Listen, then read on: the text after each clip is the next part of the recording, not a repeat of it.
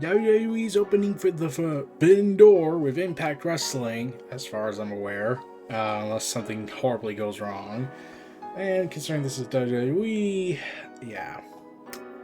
So that's happening, and then MLW decides to file a lawsuit against the WWE for their trust violations, because WWE has a trust monopoly of sorts, which is like the most obvious secret in history of wrestling.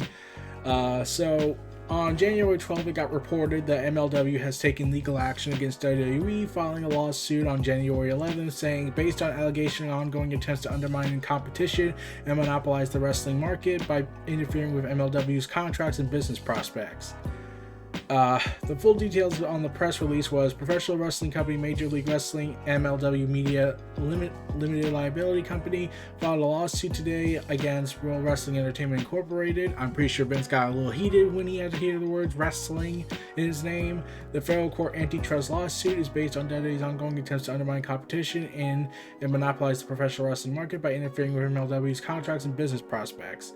As described in the complaint, WWE pressured third parties to abandon contracts and prospective relationships with MLW. Misconduct included disrupting every level of MLW business, including a major streaming deal for MLW, which would have been transformative for the company. MLW also alleges that the complaint that in early 2021, after MLW announced it was in talks with Vice TV to air, that a then WWE executive warned Vice TV that WWE owner Vince McMahon was reportedly pissed that Vice TV was airing MLW program and that Vice TV should stop working with MLW. The executive responded that WWE's conduct was illegal and an antitrust violation, with WWE executive responding that she could not control McMahon. I mean, I think the only one who could theoretically control McMahon is, well, is Nick, and that's pretty much it. The case is captioned MLW. WWE's ongoing misconduct has hurt fans of professional wrestling and the competition in the professional wrestling industry. Through this lawsuit, MLW seeks to recover its losses due to WWE's interference and to enjoin WWE from future interference. The case is captioned MLW Media LLC versus WWE World Wrestling Entertainment Incorporated. MLW is represented by, I can't pronounce that name, but I have heard that apparently this is a very big deal with that group they hired, because apparently they're a group that no one would hire unless they had a strong case for. That's what I heard on the Twitter sphere as well, but this is Twitter, so I could be wrong. And of course, everyone goes ahead, and then as the days went by, we had reports that that WWE kind of proves its hand. So it came out following this event that it was reported that Triple H was the one that tried to get New Japan Pro Wrestling and Ring of Honor kicked out of Madison Square Garden all those years ago in 2019 for the G1 Supercard, until Sinclair threatened a lawsuit, and they were like, well, we got nothing. And yeah, so Madison Square Garden, so Triple H was the one that made the call saying don't do it, and they were at once complying with it, but then when Sinclair threatened lawsuit, well, Madison Square Garden says we gave them the date. So I'm surprised Vince wants to do business with them after that. And then following that, Joey Janelle came out, and let's be real, he kind of burned the bridge with MLW, I think, at this point, because yeah, Joey Janelle came out and said that he hopes the Titan burns down MLW for some past mistreatment and whatnot. I don't know the full details of what exactly happened between Joey Janelle and MLW. Apparently involves GCW. But then the COO of the company of MLW called out Joey Janelle and called him a hypocrite. So, yeah, that's... I think Joey Janelle is becoming more of a liability at this point for AEW than a benefit, because Joey Janelle has, in the last few months, been for some people.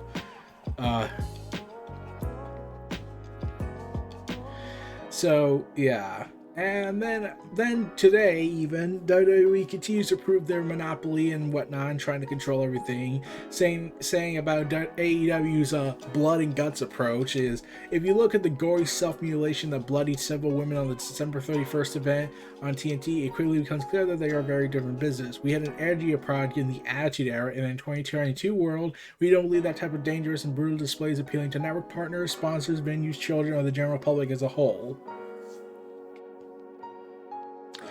You know, remember when AEW talent was always taking shots? Some were subtle, some were not, and everyone kind of annoyed with it.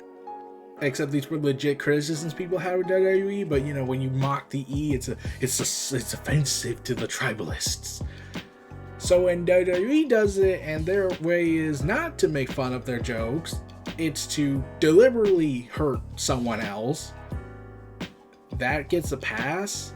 Like, I saw tribalists respond to this and talking about MLW's lawsuit and saying they hope WWE burns it all down, burns MLW down, because giving them a good show in their eyes is enough to warrant horrible misdeeds.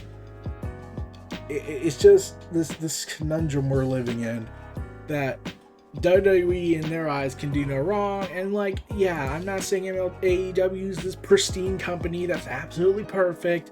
I don't think MLW is perfect. I don't think any other company is perfect. But the fact that WWE can just do all the horrible stuff they've done, like the blood money deals, the cover-ups, the trash bag scandals, and that all gets a pass. And yeah.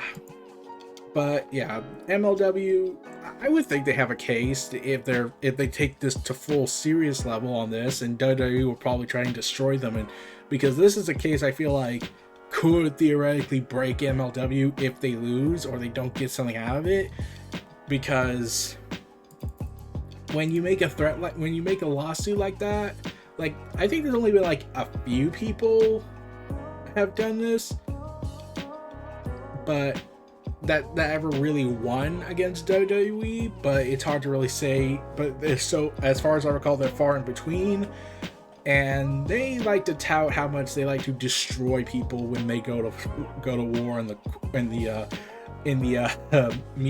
world of lawsuits, especially when they publicly make a statement where Vince threatens to destroy Kevin Owens' life because he threatened to sue the WWE on TV. But yeah, bad tidings all around. Like, the year just started. We're 15 days into 2022, and wrestling so far has been filled with Tony Khan's choosing violence, Big Swole incident, and then when it came out that AEW almost changed the plans with Jay Cargill because Big Swole spoiled the ending back in October, which could probably recontextualize some aspects of what happened, because that's a different subject altogether. And now we got injuries going on, we have all that's going on, and now this. MLW filing a lawsuit against the WWE. And I do not know where this is gonna go. Like, MLW probably has a strong case, I feel. It depends on how they do it well.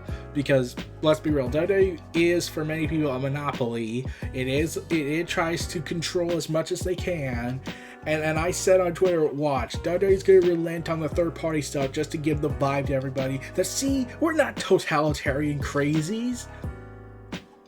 Because, you know, that's gonna forgive the amount of horribleness, or the cover-ups, or the scandals, or the horrible things they've done, especially when WWE has actively tried to destroy AEW through either NXT, which failed, through sponsor manipulation, which failed. They just got another pizza sponsorship, and now trying to say that their brutal display of violence is something to look down on, even though just not 2 years ago, WWE had a year where they kept having people be thrown off roofs, had people be thrown off buildings, had people be set on fire to end the year, had mutilation in the eyes, and even had a match where someone has to lose an eye. And they show, while fake, clearly trying to be a visual of they lost their eye for a temporary time. And it just grew back. That's how it happens. or I don't think they ever addressed how he got his eye back. Did they do surgery? Like, that's the logical thing, but nowadays known not to be a logical place. But two women using weapons against each other and bleeding profusely is clearly where WWE will draw the line. Even though they have an event where there was a table spot on fire and Mick Foley went through it with Edge. Or how about we talk about how you forced Lita to do something uncomfortable against her will under threat of termination? Do we have to go back to that uncomfortable day? But yeah, the MLW's lawyers are said to be the seriousness that people are saying on the Twitter sphere. Fine, they might have a strong case against them on that, and they could probably do well in court. We'll have to see. I don't know, but we'll just have to see. If WWE loses this fight, I think that might cause a shift of sorts. Hopefully, a positive one. I'm hoping for. But if MLW loses, then I think that's it from MLW if they can't survive the WWE's crippling resources. Or if they agree to a settlement out of court thing, then of course this feels like we just wasted our time. At least how I saw it. But yeah. 2022 wrestling is off to a crazy year, isn't it? Yeah. Yeah, it really is. I don't understand this legal stuff. I really don't. This is just what I heard in my personal opinion on this, and how I've talked with one of my Twitter followers who knows more about this kind of stuff than I probably ever will. But we'll have to see where all this goes, and let's see if MLW can pull the underdog moment where the small company toppled the regime. But yeah, we'll have to see. Well, everyone, this was Neo Reality Entertainment, the WrestleVerse, presenting MLW Files lawsuit against World Wrestling Entertainment. Feel free to like, comment, subscribe, check out my other content in the description below. Tell me about your thoughts on this whole debacle we're dealing with. Stay tuned for more. I'll see you all next time. Peace and take care, everybody, and have a good day.